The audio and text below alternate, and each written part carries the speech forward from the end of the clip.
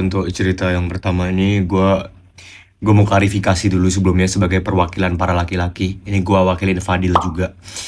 Kita sebagai cowok kita nggak semuanya sebangsat ini. kita tahu kok banyak cowok ini mengecewakan dan kalian nih banyak yang kecewa sama cowok-cowok, wahai para cewek-cewek. Tapi I swear to God, nggak semua cowok kayak gini. Walaupun banyak, tapi nggak semua. Please percaya sama kita.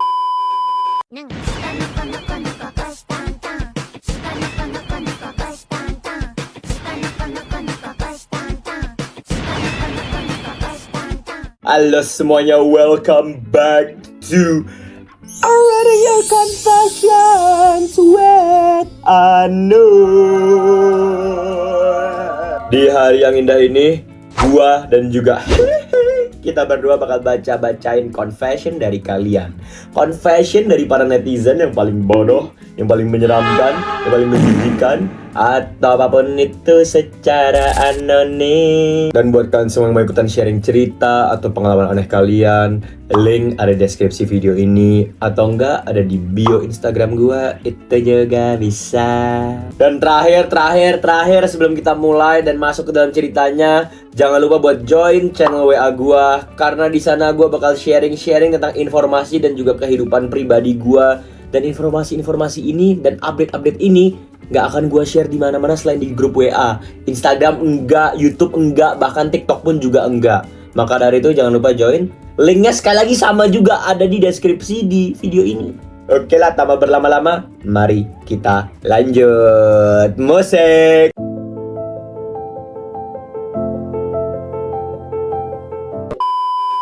Hai Bang Noel yang ganteng, yang imut, yang lucu, dan yeping tapi kece abis. Makasih ya. Beneran itu BTW, gue gak ngarang. Kenalin aja, panggil aja aku Riri, umurku 22 tahun. Aku orang Jogja dan kebetulan 9 bulan yang lalu kenalan sama cowok kayak lewat DM-an Instagram gitu. Kebetulan orang ini juga orang Jogja, tapi kayak cuman beda kabupaten gitu Nul. Awalnya lucu sih bang, kenalnya gara-gara DM Instagram. Mulai dari saling balas story, ngobrol-ngobrol receh. Awalnya cuman bahas hal-hal random kayak tentang kuliner, jalan Jogja kalau malam, sampai debat kecil-kecilan aja soal angkringan mana yang paling enak. Sampai-sampai temanku pada bilang kayak, ini tuh kalian kenalan apa audisi jadi penyiar radio sih? Tanpa terasa 3 bulan chattingan hampir setiap hari. Dari yang tadinya cuman udah makan belum? Kamu lagi ngapain? Sampai jadi cerita hal-hal kecil. Dan aku pun mulai ngerasa nyambung dan sefrekuensi sama dia. Dia juga kelihatan serius. Dan akhirnya setelah beberapa waktu kita pacaran. Dan of course dong yang nembak dia, bukan aku Nul. Emang kenapa sih kalau cewek yang nembak zaman sekarang tuh chat? Gak apa-apa gak sih anak-anak, kayak ini udah tahun 2026 anjir. Kalau misalnya cewek yang nembak dulu juga gak apa-apa guys.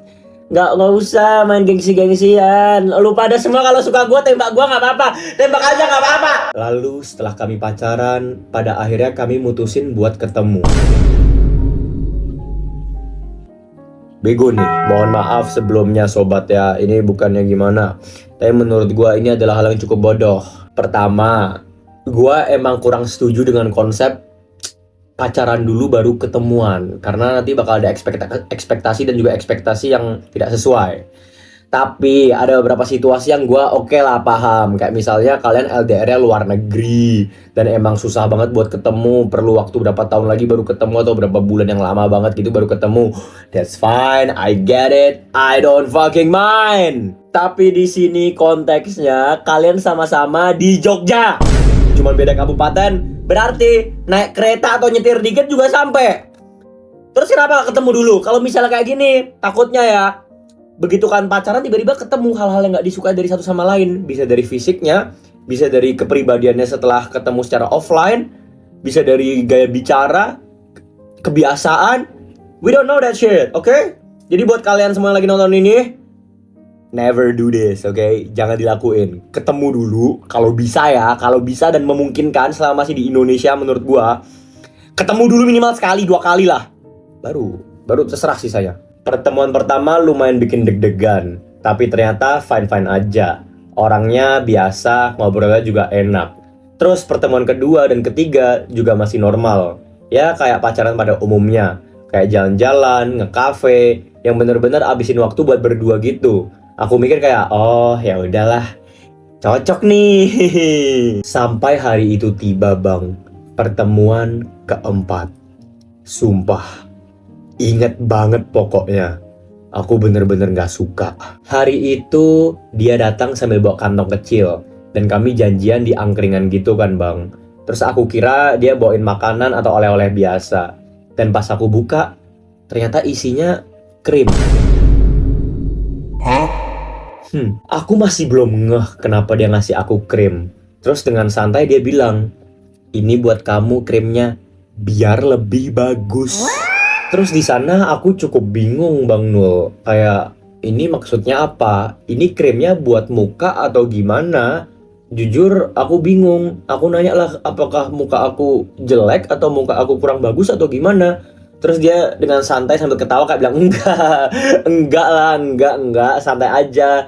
Ini buat tetoy kamu, soalnya menurut aku tetoy kamu kecil.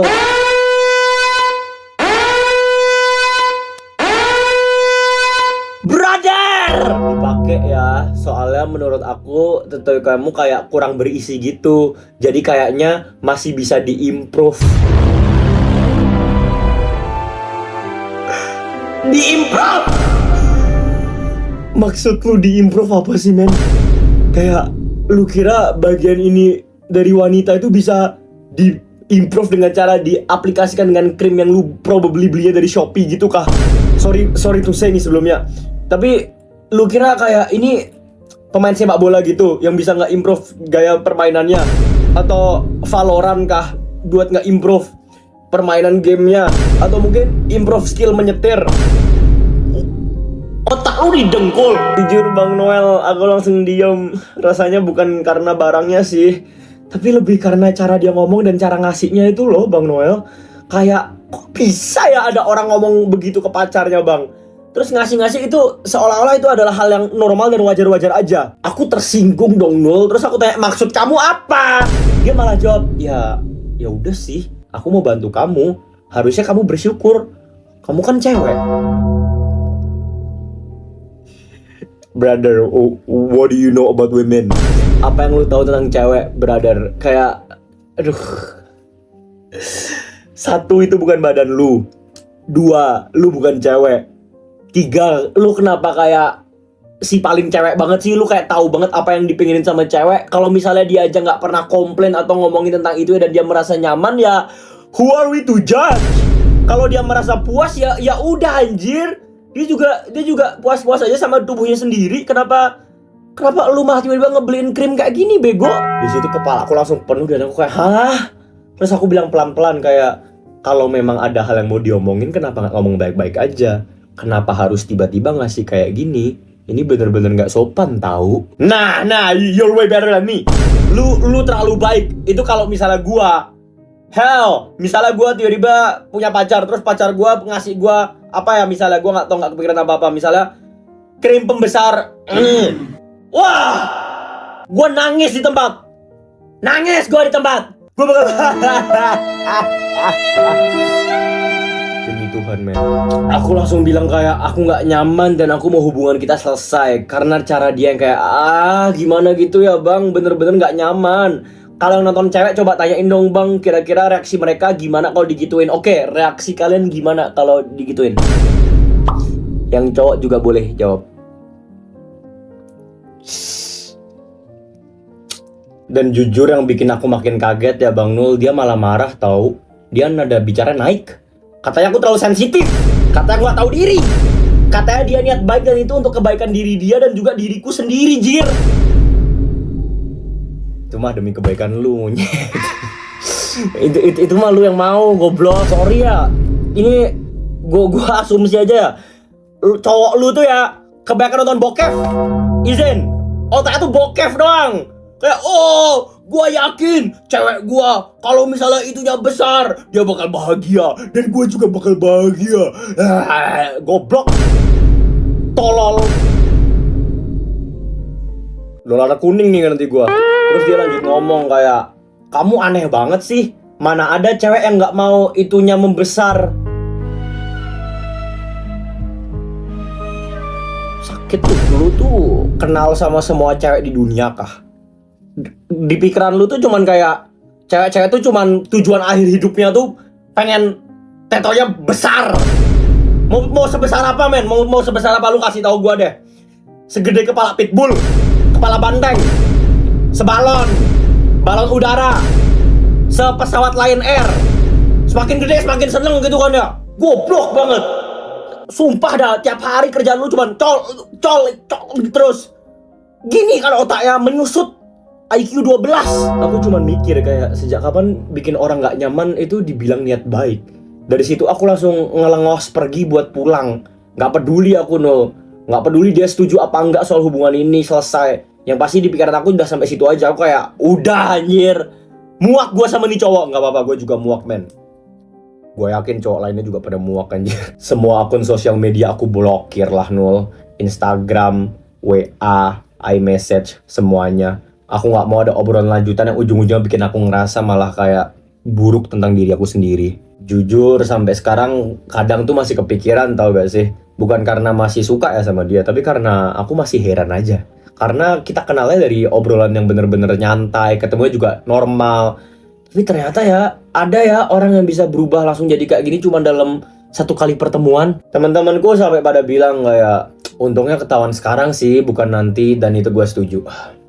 Bayangin lu nyeselnya baru kayak 2 tahun lagi, 3 tahun lagi, itu lu bisa body dysmorphia, kayak lu bakal pakai 1000 cara buat gedein itu lu, dan kalau berhasil pun lu bakal kayak aneh banget tuh pasti nanti. Maksud gue kayak gimana ya, just love yourself guys. Natural aja anjir, pemberian dari Tuhan juga mau gimana. Gue kalau mau request juga, gue mau tinggi gue 190 cm, tapi Tuhan kasih gue kayak barely 170 juga. Ya udah, santai aja men, just love yourself, belajar buat menerima diri sendiri. Ini Fadil juga rambutnya mau botak juga nggak apa-apa, dia menerima dirinya sendiri, dia masih bahagia kok, dia masih jadi editor gue dengan baik dan benar, gue juga masih jadi bos dia dengan baik dan benar, dan gue gaji dia dengan baik dan benar. Ya menurut gue gitu aja sih men, kayak just be yourself, be happy, dan be grateful to what you have, dan kepada Tuhan kalian. Sesimpel itu, chat. Dan makin lama kesini juga aku mulai sadar sih, ini cowok tuh tipe yang mikir kalau cewek kalau semakin besar itunya bakal semakin bangga dan merasa cantik. Padahal aku bener-bener nggak ngerasa gitu. Ya udah, makasih banyak ya bang udah bacain confession aku. Maaf kalau bikin kalian yang lihat dan dengarnya jadi shock atau kayak gedek dan marah gitu. Itu bukan maksud aku cuma pengen cerita aja. Dan kalau cowok kalian begitu, aduh jangan deh. Mending cari pacar lain guys. Hehehe. See you, goodbye, love you guys, sarang he. Nggak banyak sih yang bisa gue ngomong. Gue udah kayak gue udah bacot banget sih dari tadi. Cuman ya intinya ya bener sih yang dia ngomong tadi. Kayak kalau kalian pacaran sama cowok, atau misalnya kalau kalian sebagai cowok pacaran sama cewek yang literally cuma ngelihat kalian dari aspek fisik aja, kayak misalnya ini atau misalnya apalah atau gimana, don't do it man, don't do it. Karena begitu kalian udah nggak cakep, atau misalnya kalian udah nggak punya aspek yang diinginkan, ya bisa aja nih orang-orang bakal ninggalin kalian. Karena ya kecantikan, hal-hal fisik itu sifatnya kan fana, yang berarti tidak selamanya. Kita bisa bertambah tua, bisa umur 40, 50 nanti udah mulai nggak cakep. Atau misalnya aspek-aspek tertentu yang disuka sama pasangan kalian, misalnya ini kalian, atau misalnya apa kalian, kan bisa aja tuh mulai nggak kelihatan, mulai nggak ada juga. Karena ini namanya juga kita manusia anjir, right? Jadi carilah pasangan yang benar-benar bisa menerima kalian apa adanya, suka kalian luar dalam gitu loh, ya. Oke anak-anak, sebelum kita lanjut ke cerita berikutnya, gue mau ngasih tahu aja kalau hampir setiap hari jam 7:30 malam WIB, gue bakal live stream di YouTube. Dan di sana gue bakal baca-bacain confession kayak gini, gue bakal dengerin confession dari kalian secara langsung yang gila-gila. Kita bakal mabar, kita bakal nobar, kita juga bakal react dan review Twitter, drama-drama per Twitteran. Jadi buat kalian yang ngerasa ada kayak beberapa tweet atau misalnya thread di Twitter yang menurut kalian menarik untuk dibahas atau nyebelin aja, bisa tolong mention gue di Twitter. Nama Twitter gue adalah Nul Meledak, karena itu bakal gue bahas di stream gue nanti. Thank you semuanya. Aku narik popku pakai plastik dari tangguh. Jadi lu tahu gak Nul, ada permen yang namanya push pop. Itu gue pernah iseng masukin ke dalam popku pas aku masih kecil, kurang lebih kelas 2 SMA. Terus itu sempat masuk sampai dalam.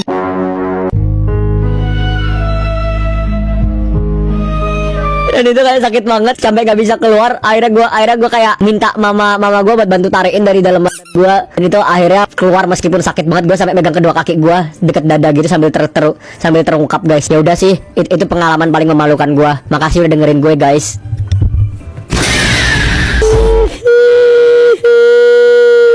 Udah SMA anjir. Udah SMA chat. Oh my god. Oh my god. Dan sebelum kita masuk ya, jangan lupa kalian buat like, subscribe, nyalakan bel notifikasi biar kalian bisa dapat notif pas gua upload video atau gua live. Terus share video ini ke semua teman-teman kalian, ke orang tua kalian, ke saudara kalian, ke binatang kalian, dan juga ke tumbuhan kalian. Jangan lupa. Selamat malam Nul. Aku mau cerita sesuatu yang belum pernah aku ceritain ke siapapun. Bahkan temen aku pun gak tahu ini. Sebelumnya perkenalkan, aku cewek dan umur aku tahun ini 36 tahun. Jadi aku menikah di umur 24. Suamiku waktu itu umur 28. Semuanya awalnya terlihat sempurna kayak ya udah, mapan, sayang keluarga, disukain sama orang. Bahkan mertuaku sendiri bilang aku beruntung dapat anak mereka. Itulah suamiku. Agama kita juga sama dan etnisitas kita juga sama. Kita sama-sama Cindo. Jadi untuk segala masalah pernikahan dan sebagainya dan persetujuan dari keluarga itu hal yang cukup mudah. Tahun pertama pernikahan, aku langsung menemukan sesuatu yang gak seharusnya aku temuin. Waktu itu aku gak sengaja pegang HP suamiku yang ketinggalan di meja makan. Terus ada notif WA masuk, nama perempuan. Dan isi pesannya bukan jenis pesan yang bisa dikirim oleh seorang teman. Aku baca, aku scroll ke atas, jauh ke atas. Ternyata ini semua udah berlangsung dari sebelum kita menikah. Banyak hal yang sudah dilakuin oleh mereka Nul. Termasuk check-in, kirimin video dan foto tidak senonoh. Dan bahkan suamiku cerita tentang masalah rumah tangga kita ke perempuan ini. Kacau banget. Dia juga cerita tentang masalah kita diranjang dan sebagainya. Dan itu bener-bener merusak harga diri aku Nul. I felt so disrespected. Dan setelah aku tahu itu, aku duduklah sebentar, menenangkan diri. Lalu setelah itu, aku lanjut duduk, mungkin ada sejaman. Nggak nangis, nggak ngapa-ngapain. Di sana, aku cuman berpikir. Di situ aku mengambil keputusan yang mungkin kedengarannya gila. Aku decide buat nggak ngomong apa-apa. Belum. Dan aku juga belum konfrontasi. Bukan karena aku lemah sih. Bukan karena aku takut. Tapi karena aku sadar di sana, kalau aku konfrontasi sekarang, aku nggak bakal dapat apa-apa. Aku cuma bakal dapat drama, nangis-nangis, minta maaf, janji palsu, dan palingan ujung-ujungnya juga cuma cerai tanpa aku dapat pegangan apapun. Dan posisinya waktu itu aku udah hamil 3 bulan Nul. Dan aku tahu kalau aku cerai sekarang, posisi aku bakal lemah, posisi aku bakal di bawah. Maka dari itu aku tungguin. Akhirnya di sana, oke. Aku mulai rapiin semuanya pelan-pelan Nul. Tiap kali aku nemu sesuatu, misalnya chat, foto, resep makan malam berdua, atau misalnya resep check-in, lokasi yang menurut aku nggak masuk akal, aku screenshot, aku simpen, aku arsip. Aku bikin folder di email lama yang bahkan suamiku nggak tahu kalau itu ada. Aku kasih label per tanggal, per kejadian. Suamiku nggak tahu apa-apa. Hidupnya jalan terus seperti biasa. Dia pulang kerja, makan malam bareng, bercanda-bercanda sama anak-anak, tidur di sebelah aku, dan itu semuanya aku tahan dan aku senyumin tiap hari. Lu salah cari lawan, men. Lu salah cari lawan. Woi, wahai suami, lu salah cari lawan. Ini cewek lu tuh. Ini cewek lu ya, ini sendernya ya. Dexter anjing. Lu tahu Dexter siapa? Ini cewek lu itu. Serem banget. What the hell? Ini mah gue takut juga. Bayangin deh, gue yang gak ada salah aja takut. Apalagi lu yang full bersalah, monyet. Orang-orang di sekitar kita taunya kita ya keluarga bahagia aja. Suamiku juga sering posting foto keluarga kita di Instagram dengan caption yang bikin orang-orang komen. Agak aneh sih emang. Bisa-bisa dia selalu ngepost foto sekeluarga tapi di belakang mainnya kayak gini. Dan tiap dia ngepost, aku cuman like aja. Like semua postingannya seolah-olah gue gak tahu terjadi apa-apa. Tahun demi tahun berganti. Perempuannya juga berganti terus Nul. Bukan cuma satu ternyata. Ada beberapa. Tapi aku tetap diem, tetap senyum, tetap ketawa ketiwi. Sambil arsip terus. Capek gak Nul? Capek. Tapi yang bikin aku kuat, itu cuma anakku. Satu-satunya alasan kenapa aku terus berjuang dan berani melakukan ini, anakku. Udah, aku gak mau anakku tumbuh dalam situasi yang chaos sih, Nul. Aku gak mau dia ingat masa kecilnya dengan orang tua yang berantem, yang tiba-tiba pisah, yang bikin dia bingung harus milih siapa. Aku mau dia punya fondasi dulu. Aku mau dia cukup umur, cukup kuat sebelum dunia berubah. Jadi aku bersabar dan aku tunggu terus. Di sini gue respect sih. Biasanya kalau ada masalah rumah tangga gitu ya, itu nggak bisa tahan satu dari pihak orang tuanya, baik satu atau dua-duanya ya. Jadi anak-anaknya ya tumbuhnya dalam kondisi broken home dan mereka tahu betul kalau kondisinya broken home. Jadi ini cewek menurut gue respect banget karena dia bisa nahan semuanya sendiri, bahkan suaminya sendiri nggak tahu dan dia lakuin ini demi siapa? Demi anaknya. Itu luar biasa banget menurut gue. Sambil menunggu, aku juga diem-diem konsultasi terus sama pengacara. Bukan cuma satu. Aku konsultasi sama 3 pengacara. Aku mau tahu semua opsi aku, semua hak aku, semua yang bisa dan gak bisa aku lakuin di pengadilan. Aku bayar konsultasinya dari uang yang aku sisihin pelan-pelan dari uang bulanan yang dia kasih. Dia gak pernah notice karena dia emang gak seperhatian itu sama keuangan rumah tangga. Dan anakku berulang tahun ke-12 tahun bulan lalu, Nul. Bulan April. Seminggu setelahnya aku hubungi pengacaraku dan bilang aku siap.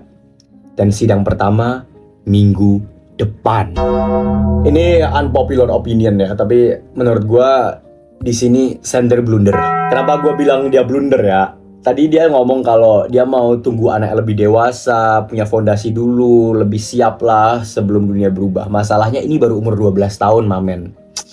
12 tahun itu far from ready. Jauh dari kata siap. 12 tahun tuh paling kelas berapa sih? Kelas 6, kelas 7, beberapa ada yang kelas 5. Jadi menurut gue itu masih kecil banget.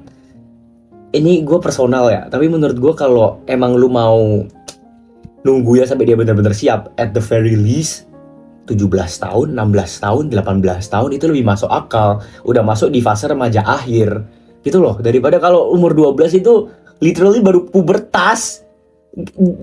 Apa nggak bingung sih dia tiba-tiba kalau cerai gini, yang ada dia malah jadi confused gak sih? Gue kalau di posisi anaknya gue bakal pusing tiba-tiba. Orang gue tahu ya selama ini keluarga gue bahagia-bahagia harmonis aja, tiba-tiba malah ibu mau cerai sama bapak gara-gara ini kan shock ya gue anjing.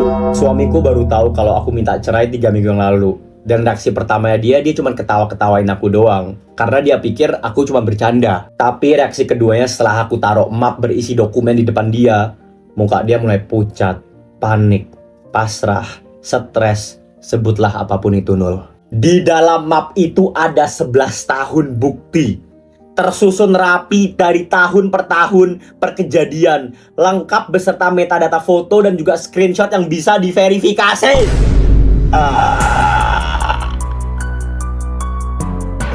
Takut. Hell nah.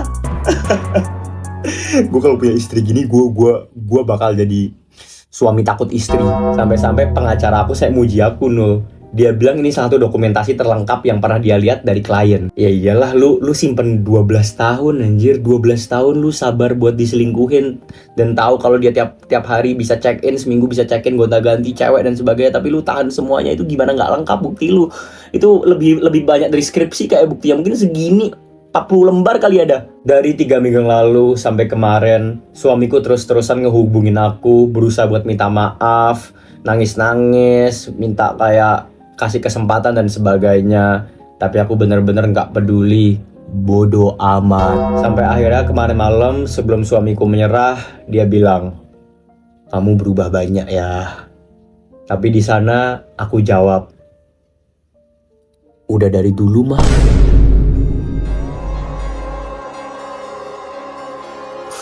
Jujur aura farming sih ini cewek. Ini aura banget sih, ini top 5 wanita dengan aura anjing. Ya, mungkin segitu aja sih ya, Nul. Aku minta viewers kamu dan kamu buat tolong bantu doain ya. Bukan buat menang di pengadilan. Kalau masalah itu nggak perlu sih, Nul. Aku udah yakin 100% aku bakal menang. Tapi ya seenggaknya biar anakku baik-baik aja, bisa ngelewatin semua ini. Makasih udah bacain cerita dari aku. Makasih banyak, Nul. Sehat-sehat selalu ya. Takut. Suaminya bego dah. Maksud gue kayak sebelum pernikahan harusnya lu tahu lah istri lu tuh sepinter ini anjing. Lu harusnya mikir kenapa kayak lu bisa selingkuh berkali-kali tapi istri lu bener-bener kayak nggak tahu sama sekali. Harusnya dengan dari awal kalau lu punya istri kayak gini yang lu tahu ini cewek pinter banget, harusnya lu sadar kayak ini ada yang aneh. Masa dia bener-bener nggak tahu sama sekali sih kalau ada yang salah di rumah tangga kita. Ini kan malah jadi kayak gini sekarang. Harusnya lu dari awal bisa minta maaf, terus lu kayak ampun-ampun, minta perubahan dan janji kayak nggak bakal lakuin ini lagi, kayak kasihlah jaminan harta kekayaan atau apa gitu. Sekarang kayak gimana nih? Pusing lu, ini udah pasti kalah, terus duit tuh bakal diambil setengah, terus hak asuh juga diambil sama istri lu. Kan goblok lu cuman gara-gara otak lu cuman mikirin memoy doang. Oke deh, selesai juga episode kita pada hari ini. Gimana anak-anak, cerita pertama dan cerita kedua hari ini bener-bener bikin BAM gak sih? Jujur, cerita pertama tuh kayak nyebelin sih, kayak sedangkan cerita kedua nih kayak nyebelin ke cowoknya juga, suaminya sih. Tapi ceweknya tuh gue kalau punya ibu kayak gini kayak gue nggak takut sih sama apapun di dunia ini. Anyway, buat kalian semua yang udah nonton dari awal sampai habis, dari detik 1 sampai detik ini, boleh dong coba buat komen istri. Karena dengan itu gue bakal tahu kira-kira siapa aja di antara kalian yang bener-bener nonton dari awal sampai habis. Jangan langsung asal skip sampai akhir, itu nggak gue terima. Kemarin tuh ya ada ya video gue tuh 33 menit loh, gue baru upload 7 menit tapi udah ada yang bisa komen kata-kata di akhir. Awas kalau itu lu ya, nggak gua like nanti komennya, nggak gua balas. Males. Ya udah anak-anak, thank you once again. Sekali lagi jangan lupa buat like sama nyalain bel notifikasi.